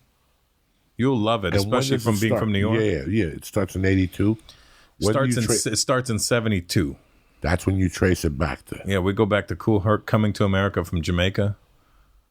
And then we go to when he threw the first party at 1520 Sedgwick Avenue in the Bronx. And that's what spawned hip hop that night. No shit. Yeah. You take it that deep. We go right back. Because I was right there for the disco, hip hop Yeah. infusion Did you go to Studio 54? at the end. Yeah. Not when it was Nile Rodgers and I are good friends. okay. And I'm not legally, I'm officially Chic's official DJ. So remember Chic? Fuck. I DJ One with of my them on favorite stage. fucking songs is the Chic Shear. Oh yeah. Dun, dun, dun, dun. I'm in the fucking 8th grade. I'm a freshman, maybe. Mm-hmm. 8th grade freshman. I'm a basketball kid. Like I'm a basketball guy. Were you tall already then? No, but I had good legs. I could jump. I was a good rebound. I could grab the rim in the 8th grade, and I could barely dunk in my neighborhood. It was 9 foot instead of 10 inches. It was 10 feet. It was 9 feet 10 inches. Right. And I could barely hit the ball like my freshman year. Like it would hit off the rim. I could jump. So I went to see my high school against this Hoboken, just sensational team. Ranked number 2 in the state behind Camden. Forget about Camden. Camden was like fucking everybody was 6'8" already. Yeah. Camden, they didn't fuck around. They played down there by Philly. It's a Philly neighborhood. Yeah. And I'll never forget that my high school went into Hoboken, and Hoboken not only led the county in wins, they led the county in slam dunks in high school. They had a junior and a senior at that time. This is 79, 80. Yeah. When did Chic Shear come out? 78. That's the album. Yeah. And Might have been 77 even. North Bergen came out for Boy, I Was Born a Rambling Man. Yeah. And the lights went down, and all of a sudden Hoboken came out to Chic Shear. And the guy that was a slam dunk guy was Juicy. And he came out with a tomahawk fucking slam dunk. Who tomahawked in high school? Nobody fucking tomahawked in high school. In fact, one of the great covers of our time that nobody talks about is a cover of, I can't remember his name, of him on Sports Illustrated. You know what a tomahawk is? No, when you come from, I can't even know. When you come from here and go like that. Yeah, over your head. And there's one of the covers of Sports Illustrated. I had it on my wall. I forget who the player was. Not Dr. J? No, it was a college basketball player. He was a fucking college fucking sensation. Never went pro? What year do you think it was? 78, 77. He was a Razorback. His name was, he was not an Arizona Razorback, but the other one. Fuck. You got to see this cover of him about the tomahawk. He's taking off, and you can see the players on the bench like getting up, like with their towels in their hand, like, no, he's not going to do it. It's fucking tremendous. But anyway, that came out the Chic Shear. I didn't know that you were friends with. How long have you been friends with fucking Chic for? For Nile and I have been friends about Say about 8 years now. And how did you meet? Through the music industry? Or? Yeah, well, turned out he was a fan. And I was like, what? Now Rogers is a fan of mine? How the fuck did that happen? That doesn't make sense to me. I bought every record this man did, from fucking David Bowie to Madonna to Steve Winwood to the B-52s, everything he ever did. When did he do Steve Winwood? 83? 85, he did When You See a Chance. Okay. No, he did Higher Love. Higher Love. Yeah, he did Higher Love. Who sang with him on Higher Love? Chaka Khan? Maybe. I don't know. I don't know that Shaka was on that. I went to go, so... You found it? Oh, no, I'm looking for it. I'm nothing popping up yet. We do this thing where I have my turntable set up with the band, and Niall stands in front of me and plays the guitar lick for La Freak. So I'll show you the rehearsal video if you want. Look for Razorbacks. Famous Razorbacks. Okay. What's a Razorback? Where they from? I don't know where the fuck they're from. Kentucky, Arkansas. Famous Arkansas basketball players. And it'll tell you his fucking name. What's Arkansas? What are they? Razorbacks. Okay, yeah, Razorbacks. So what are the famous Razorback basketball players from the 70s? But Razorback from Sports Illustrated cover. Wait until you see this. Here's Niall and I doing rehearsal. So he plays guitar for La Freak, and I scratch the aw. Go ahead, hit it. Put on the microphone.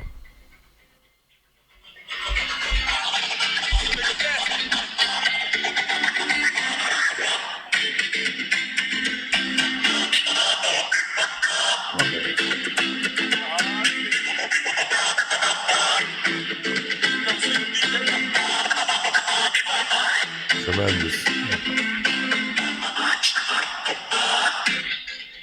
Look at this. Sid the Squid Moncrief. Look at the people sitting. Look at the guy with the brown shirt on. The guy with the stripes looks like look at Frank Stallone. Look at that fucking guy. I bumped into him at an airport once. Recently? Sid the Squid. No, he went on to be a fucking tremendous pro. But look at that. That's what, 78? February what? Is 78? I can't fucking Let's see. see here. February 13th, yeah. That's when the tomahawk got popularized with that $1. slam That's expensive back then. $1 for a Sports Illustrated. That's expensive. And you got it came out every week. So you got 52 copies for $48. And you had to pay it up front with a money order. Yeah.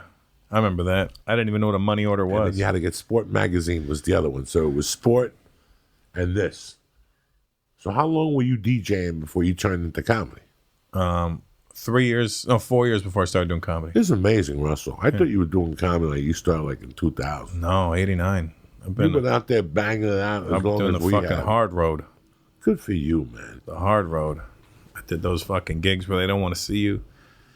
I had all that shit. When people are like, you want to go do this room? And I'm like, I did that already. I'm good, thanks. I don't need to fucking relive my fucking painful moments. Now, before you hit, were you coming to the States a lot to do comedy? Not much, no. 96, I came to New York, and I slept on Keith Robinson and Patrice O'Neal's couch in Woodbridge, New Jersey. And I remember they just fucking tore me apart. I brought my special that I shot in 95 in Canada. That was like a big hit in Canada in 95. I brought it on VHS. I was like, yo, check it out. They watched it, and they looked at me after. They go, the fuck was that? And I go, what? Because that was shit. And I'm like, what, are you kidding me? Are you just being a hater? Oh, that shit was trash. What was so good about it? And I'm like, damn, they made me rethink everything. They made me get in my head and made me work harder. If they didn't do that, I wouldn't be here today. I'd have been doing all the fucking mediocre shit I was doing. Where's the special now? I haven't seen it in years. I don't know where it probably exists somewhere. I've never even seen it online. So whoever's putting up your good shit didn't put up the bad shit. Well, I appreciate that. Thank God for small fucking favors. Yeah, right. Well, they put the second special on in 97. That was kind of shit, but whatever, And how long were you in New York for? Battling? About a month and a half at that time. And couldn't how'd you afford meet to stay Patrice out O'Neal and those guys? there. I met Keith because he was shooting a movie in Toronto that summer. He was shooting the movie called Rebound, the Earl Manigault story. And I ended up hanging out with him and a bunch of other dudes, and we all became friends. And then Keith was a comic, and that's all it took. From like 96 to like 99, they were shooting a lot of movies in Toronto. Yeah, then SARS hit, and then it all ended. And Falcon all moved to Vancouver. That was crazy. I remember going to Bollywood and seeing Bollywood. I keep calling it Bollywood, Comedywood. Comedywood. You're looking at me and picturing Bollywood. You son No, I kept thinking Bollywood. I kept going to Comedywood, and one time I was there, and I was outside for 10 minutes, and I saw 3 movie stars. Yeah, it was crazy back in the day. I saw Andy Garcia, George Wendt, and Angelina Jolie's father going into a hotel. Oh, yeah. I remember I was with, when 9/11 happened, I was with Mark Wahlberg. And everybody at because it happened during the Toronto Film Festival. And every time I see Mark Wahlberg, he never remembers me from that day. I'm like, I was there at a pivotal moment. Mark Wahlberg missed a flight. His story was that he was supposed to go to New York that day, or supposed to be on that flight from Boston. But I'm like, there's no way you were supposed to be on that flight from Boston because I was with you the night before in Toronto. Yeah, because that was his big thing, that he was supposed to be on that flight. Yeah, no, he wasn't. He was in Toronto. He was already there. I hung out with him the night before. I hung out with him 9/10. I remember I was wearing a beige suit, and he goes, nice suit. I don't know if he was being a smart ass or if he really liked the suit, but I really liked the suit, so... I wonder if there's documentation that they had that money for that plane ticket, or that was just a fucking lie. It would have been a little exaggeration. Maybe if he wasn't in Toronto, he was supposed to be on that flight, but no, he was in Toronto then. I know because I was with him. I got to tell you something, Russell. You've had an interesting fucking road. Hey, man, I love it. I'm happy that you came on and talked a little bit. I'm glad. I keep watching it, and I keep seeing the people you have on. I go, I want to fucking be on the church of what's happening. Yeah, I wish I could have you for 2 or 4 hours. We'll do it. I know that you have that many fucking stories. Yeah. And now you just doing these. Just call me anytime. Somebody bails, I'll fucking drive in. Now you just do these fucking arenas. You do whatever. You don't even give a fuck. I don't even care. So when you do Oxnard, that's like a throwaway weekend. Yeah, it's just me getting back in shape, Sparring. Doing new material. No, I'll do my act still. I want to tighten it up. I got to change it up now because when I started the act in February, my life changed so much from February to now that I got to rewrite a lot of the act. I mean, started off, I was 16, 17 pounds heavier then. So I was like, yeah, I got fat. And now I'm back in better shape now. And, it started off, I was engaged. Well, now I'm not engaged, It started off with, I didn't want any more kids. And I didn't want a son. Well, now I got a pregnant girlfriend and I have a son coming. So I got to fucking rewrite everything. The one that was engaged? No, new girl. You moved that quick? I may have been double dipping a little bit. At least you're honest. You're very honest. You're very honest. You can't hide shit in life. Fuck. It is what it is, What it is, yeah. Fuck you lie. You're going to get found out and then people think you're a liar. I'm from the era of your word is your word. That's it. That's it. If I did something wrong, I'll admit I did something wrong. You lied about it. Why would I lie? Why would I lie about something like that? Yeah, so many fucking better things to lie about, and I'm not going to do it. I didn't know about the child. Congratulations. Yeah, thanks. Yeah, got a boy. How far along? 5 months. Oh my God, Russell, you're a savage in heat, a freak without warning. Your appetite for love makes me so horny. I'm sitting in my head going, I know these lyrics. How great are those fucking lyrics? So many good ones. Remember, it's a fun song to listen to? Rated X by Cool G Rap. Rated X. By Cool G Rap. Or X-Rated, whatever it was called. It was such a good song. It's hard.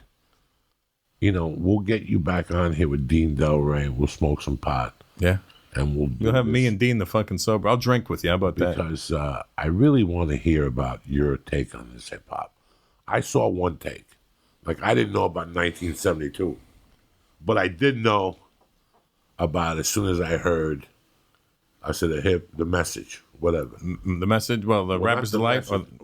Rapper's Delight. That was 79. That was 79. Hey, what's funny about Rappers? It's in, if you get a chance and you No, now I'll download and watch on the plane. Just watch on Netflix. Yeah, watch on the plane. That's my thing. In season 1, we talk to Grandmaster Caz because they stole Grandmaster Caz's lyrics for Rapper's Delight. when Big Bang Hank says, I'm the CASA, the NAOVY, whatever, the rest is FLY, Casanova Fly. He spells out fucking Grandmaster Caz's name. I'm 6'1". He's like, you fucking took my height. Like, you took everything that I said in that song and used it for your own purposes. So we talked to Kaz because they were like, they stole the lyrics from him. And they made this huge song. And then Melly Mel, Kaz and Melly Mel are like really, really close friends of mine. And then it cuts to Melly Mel because he was on Sugar Hill Records. Grandmaster Flash and Various Fibers signed to Sugar Hill Records. And Sylvia Robinson said to Melly Mel, we need you guys to do a song like Rapper's Delight.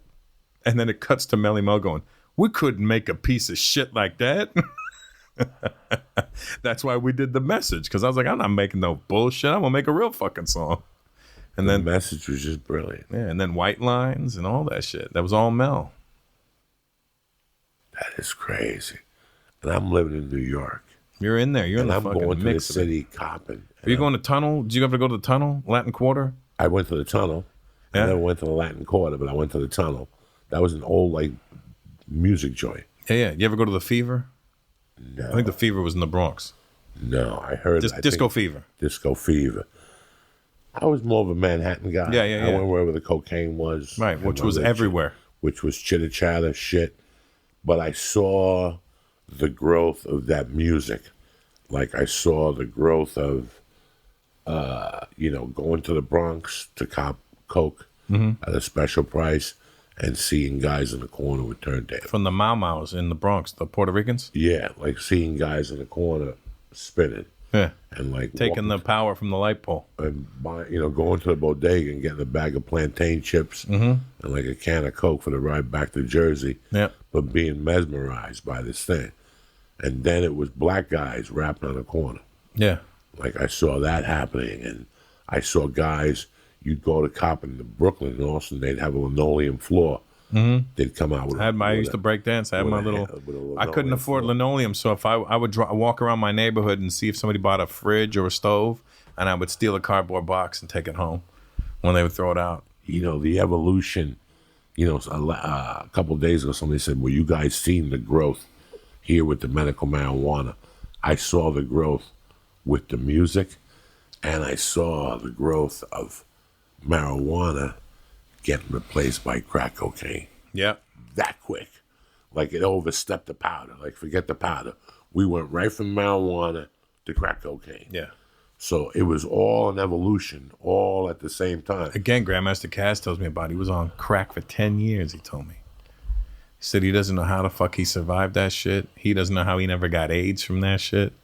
Because he'd be fucking crackhead bitches in the crack houses. You know what I mean? He was like, I don't know how the fuck I never got nothing. I don't know. You don't know what life is till you walked into a crack house. Oh, yeah, he was telling me all. I went in one night to cop. Like, I went into the city to cop all fucked up. And as soon as I got to the building, I go up the corner. They got raided. So you went up the corner, and the guy up the corner goes, my name is like Flacco. They all have these with Blanco or whatever. If you want, what do you want? And I told the guy, I'm just not giving you cash. I got to go upstairs with you. So we went, and it was like we went through a good building to go into this fucking den of fucking death. And it stinks. Stinks. You could smell piss. Yeah. And man, there had to be, this is 1984, there had to be like 9 people in a corner that looked at me like I was a fucking cop. Just smoking whatever, like a pipe, whatever the fuck they were doing at that time. Yep. And then there was a guy there that would sell the coke to them. There was a guy that would stay there all night with like 3 bodyguards. And I remember going in there at fucking 4 a.m. and buying maybe 1.5 ounces of coke from him. It's a lot of coke. And him searching me and shit, asking me if I was a cop. And I started talking in Spanish with one of the guys. They knew I wasn't a cop. But that's the first and only time I saw a real crackhead. My friend's father was a crackhead in the 80s. It was a trip, dude. We would go to his house, and you could tell when his dad was rocked out because he would be like, William, go to the store and get us some fucking chicken. He was fucking lockjawed like a motherfucker. Go to the fucking, hey, Russell, how you doing? Tell Willie to take it to the fucking mall. I'm going to get some chicken. I'm like, God damn. I remember sleeping over. I sleep on his couch. I woke up in the middle of the night one day. I go to take a piss. I go in the bathroom. His dad's in there with a chick and some dude, and they're shooting up heroin in the bathroom. I'm like, I open the door, I go, oh, sorry. I fucking close the door, go back to bed. How old were you? 14, 15. Did you tell your parents the next night? Nah, I'm not gonna snitch. That was your own little fucking treasure chest. I was like, wow, I had never seen that shit before. Oh my God, Russell. Russell, you're the real deal, man. I'm happy you took the time. I know you got a show tonight. I got to be down there too. You on? Yeah, Oh, nice. 45. That's a hell of a lineup, though. Yeah, it's gonna be great. That's You need a ride?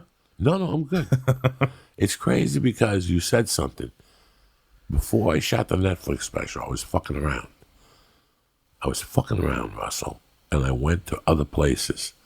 And as soon as I finished shooting and I got on the plane, I said I fucked up by not going to the store every night. Mm-hmm. Because I took the easy route. Right. Instead of going to the store every night and banging it out. You go to the store 5 nights a week for 6 weeks. You come out of that animal. Tell Adam you want to go up at midnight too.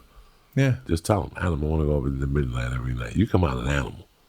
Yeah. They won't be able to. That's what I'm doing. Next time I got a special offer to me. You gotta go to the belly of the beast. I'm going into the belly of the beast. I'm changing it all up. Different training regimen. I trained wrong. And that's why now I just only go to the comedy store. I only go to the comedy store. Yeah, I don't ever see you nowhere else. That's it. There's no reason to anymore. Anytime I go anywhere else I go now, I just get depressed. So why am I going to be there? The home comedy is I want to always perform like I do at the comedy store. I have to always be in that state of mind. When I go to the comedy store, it's to kill somebody. I love watching you. It's to kill somebody. When I go over that hill in Laurel Canyon, I don't listen to the radio. I just go deep, deep, deep into my thoughts.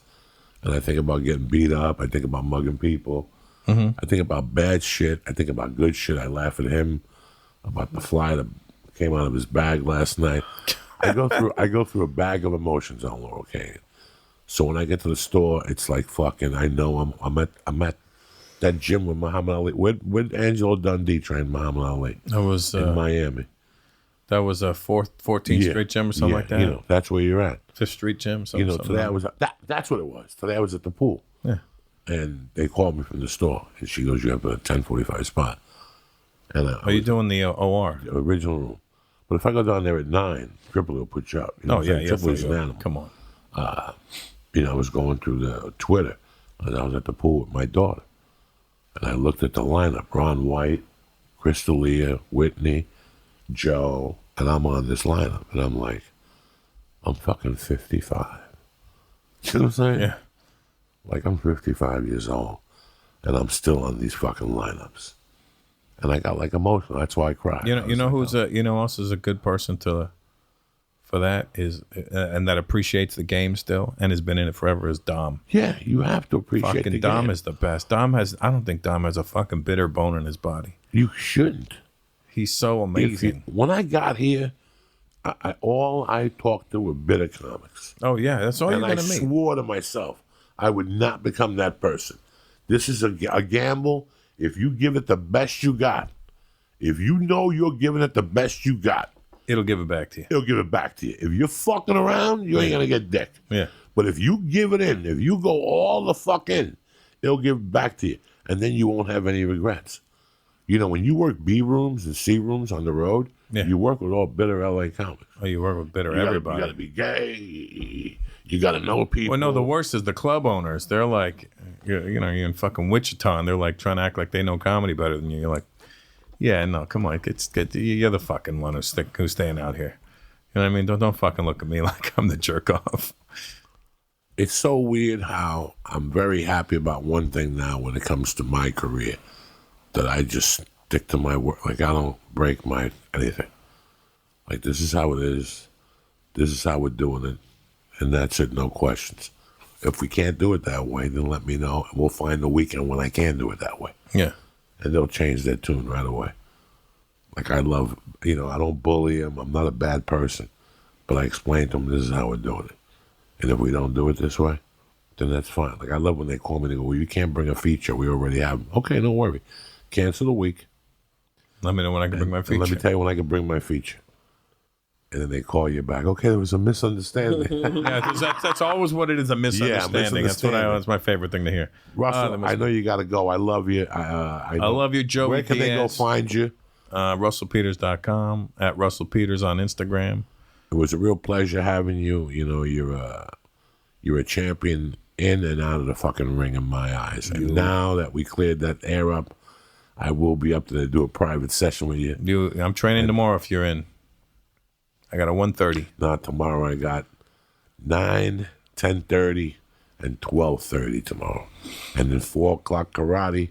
And tomorrow night's pizza night because I'm leaving Thursday. We do this easy tomorrow. The last 2 days I've been running and gunning, bro. Let me know when you're back and you got some time off in December. Yesterday I lifted and I went to Muay Thai. Nice. I go to Muay Thai at 9. I go to Muay Thai conditioning to get it out of the way. I'm 55. Russell. Yeah, I get it. I can't. I don't have time to wait till 6 o'clock to do fucking rolls. Yeah. You got me early. You got to get me early. Yeah. 8 o'clock I can't roll. 9 o'clock I can't roll. It's a little too early to roll.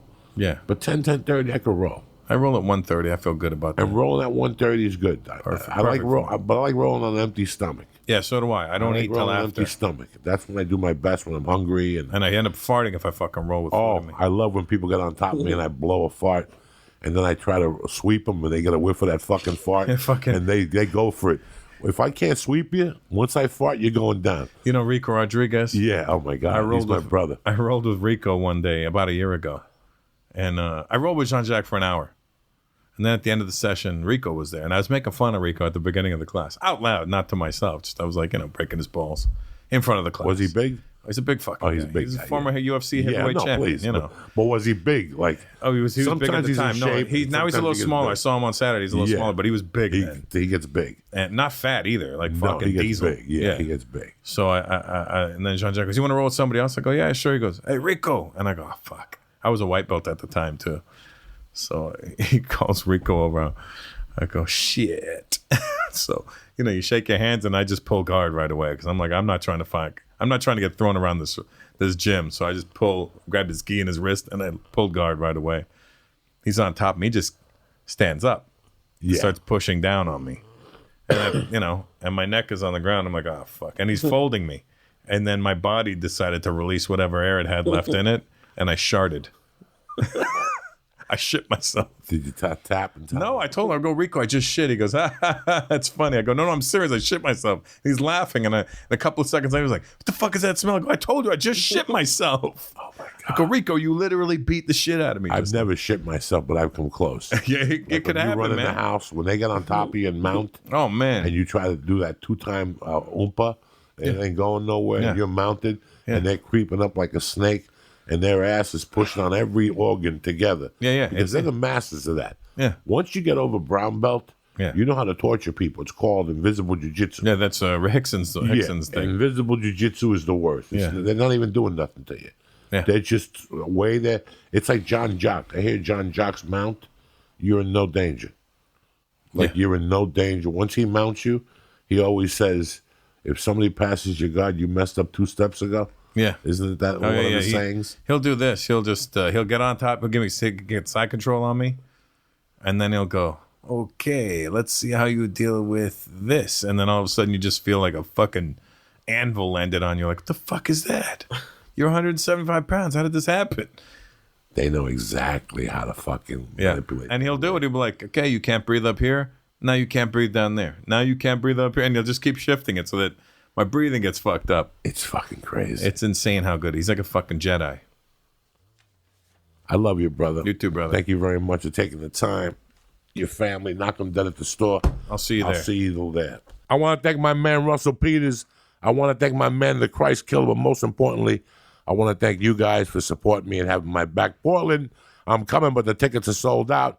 And next week, I'm in La Jolla, and the tickets are sold out, too. It's a small joint. I'm just trying to work on new stuff. You know how we do it here. But there's still tickets available December 12th for the Temblor Brewing Company up in fucking Bakersfield, up there in Matt Baker territory, up there in true blue BJJ, not fucking around. So I'll be up there Wednesday, December 12th at 8 o'clock, the Temblor. And then I got Oxnard after the holidays, but we'll talk to that later, the Levity Live up in Oxnard. That's it and that's done. It's been a great week. I want to thank Anthony Cumia for coming on. I want to thank Russell Peters. But most importantly, I want to thank you motherfuckers in the church family for having our back. It's that time of the year where you might be getting down and we're here to fucking save your life.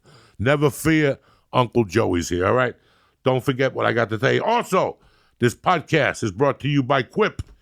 When you think of a perfect gift, you probably don't think of an electric toothbrush. But the Quip electric toothbrush is one of the most gift-guided gifts of the season. And here's why. It's perfect for everybody with a mouth. And if they say something, if it's something they'll use twice every day, that's why. They're going to use your gift. This is not a tie. This is not a wallet. Let me tell you something. Ever since I've been working with Quip, I've been using that toothbrush, being my wife and the baby. We love it. It has a little timer. It tells you when to switch. And it's very easy to take on the road. That's what makes it, that's why I love it the most. Quip is the gift that keeps refreshing with brush heads that automatically delivered on a dentist recommended schedule every 3 months for just $5, and you can even get prepaid refills for a year to make sure they're never going to be old or worn out or ineffective bristles. Quip is one of the first electric toothbrushes accepted by the American Dental Association and has thousands of verified 5-star review. You know why I love Quip? For the reasons why I told you, and because it makes a great gift. It's portable, it's clean, it does a tremendous job, and your mouth feels tremendous after you use a Quip. So what I'm going to do is this, all right? Why are we playing games for? Quip has over 5-star, over 5,000 verified 5-star reviews. Quip looks like a big-ticket tech gift with the stocking stuffer price, starting at just $25. And if you go to getquip.com right now, /Joey, getquip.com/Joey right now, you get your first refill pack for free with a Quip electric toothbrush. But you don't have to tell your giftee that. That's your first refill pack for free at getquip.com/Joey. Listen, it's the best toothbrush. It's the best electric toothbrush out there. And if you travel, this is the one for you. Go to getquip.com/Joey. I also, the podcast of life is brought to you by my favorite people in the world. Hello, fucking Tushy, all right? Listen, why walk around with a mildew-infected asshole when you could be ready for fucking action? You want your muffler to be clean. You want to save the fucking planet. You want them to stop cutting down trees. You want your ass to dry naturally. You get yourself one of those little fucking Arabian towels right there from Hello Tushy, and you dry your little muffler. If you want to squirt it with some soap, I'm sure you can use some like hand deodorizer or whatever just to keep it real nice and sparkly. You know what I'm saying? But it all starts by you going to hellotushy.com right now. Take a look at the portable bidets. They got them in all colors, all different sizes if you want hot water, cold water, and they start at $69. That's a fucking Christmas present. You ever look at your mother and go, I wonder what her asshole smells like? You ever look at your mother and say that? This is the time to take care of that. Go to hellotushy.com right now and press in muffler and get 10% off your order, all right? I want to thank Quip again. I want to thank Hello Tushy.